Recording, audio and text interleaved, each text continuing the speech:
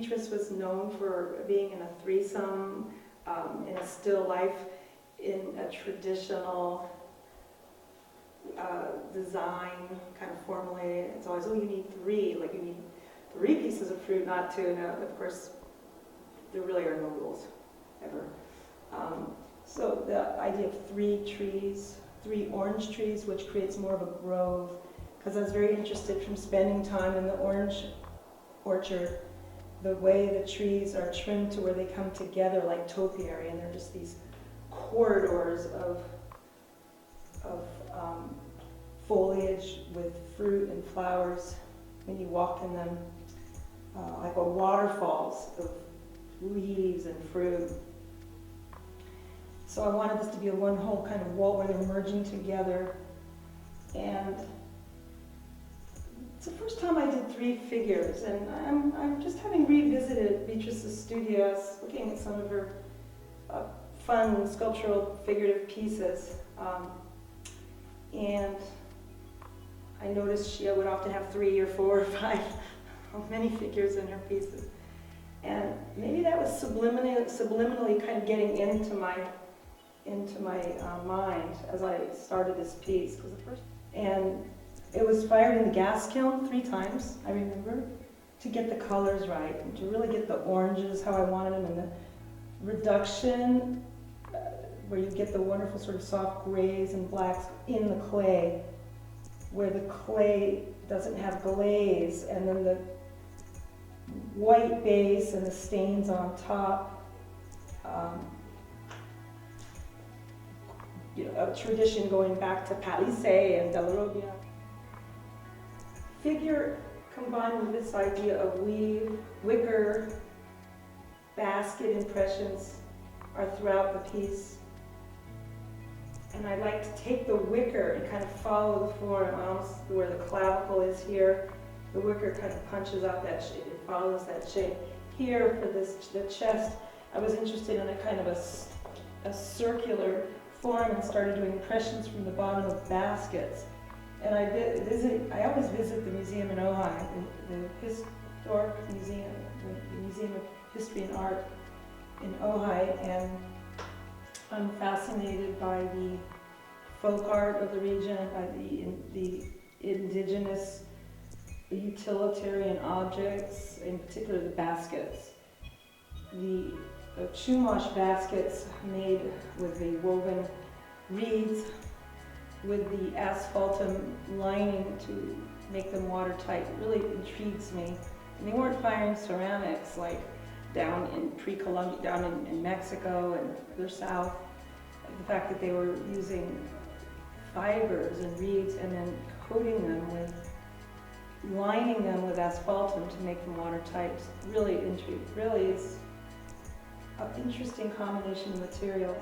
The impression of the baskets, and as I go around the piece, going from this sort of wickery basket, in the back I have the wicker echoing the form of the ribs,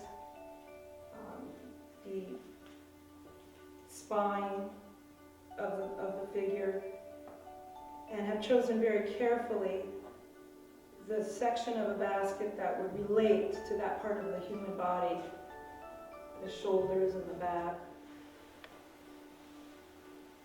And then I have the actual basket here that she's holding with the oranges.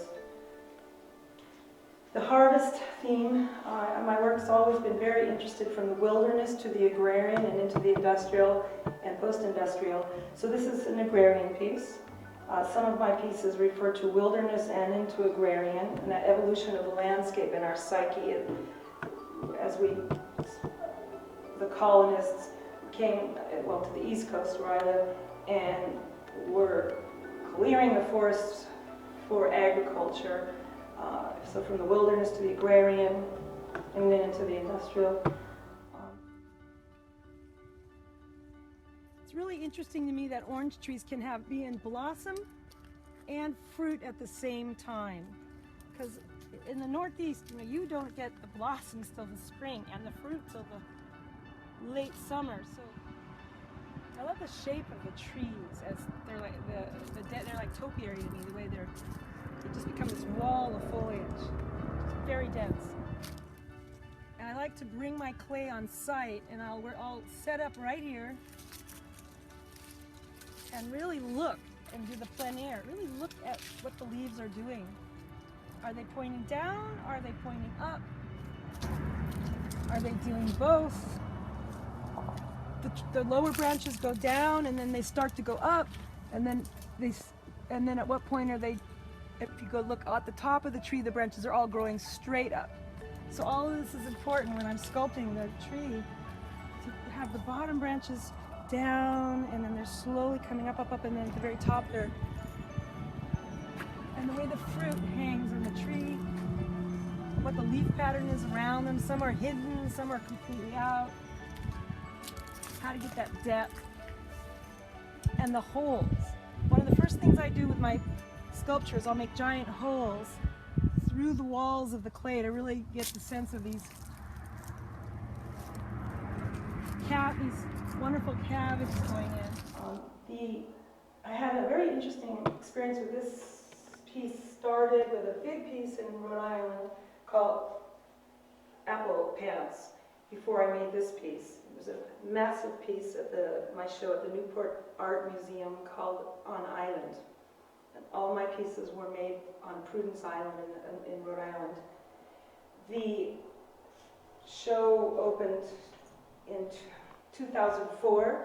This piece was made in 2008. So the first wicker figure pieces were actually, I had been doing the work for a few years. I received a very interesting note when my show was ending at the Newport Art Museum, and a woman was asking me if I knew, or I must be inspired by the Wicker Man. And the amazing thing was, I didn't know what the Wicker Man was. I had been making these pieces for a few years, had several in my show at the Newport Art Museum, and I thought, oh, the Wicker Man, I didn't think much about it. Never even looked it up. And then I created this piece, and I still didn't know much about it. And then after a couple of years after this piece was created, I found out about the Wicker Man. And it's interesting because it's an ancient, from the British Isles tradition. It has to do with harvest, and the Wicker Man would often be, they would create these wicker figures filled with fruits and all kinds of things for the Harvest Festival. They were also used, Julius Caesar wrote an account about how people who were the sort of undesirables or prisoners were put inside these wicker figures that were made that were 30 feet tall and sacrificed. So it really kind of gave me pause. The ones I saw that were 30 feet tall had ladders and literally square openings in the chest that they had, with the people would be put inside and then shut. And if I want my work to have some angst and not just be all beautiful about the harvest and the beauty of the positive, the beauty of the bounty, the cornucopia. If I want the piece to have some angst, well, there's plenty there if you read about the Wicker Man. I didn't know about that. So now it's a loss of innocence in a sense. I know about it.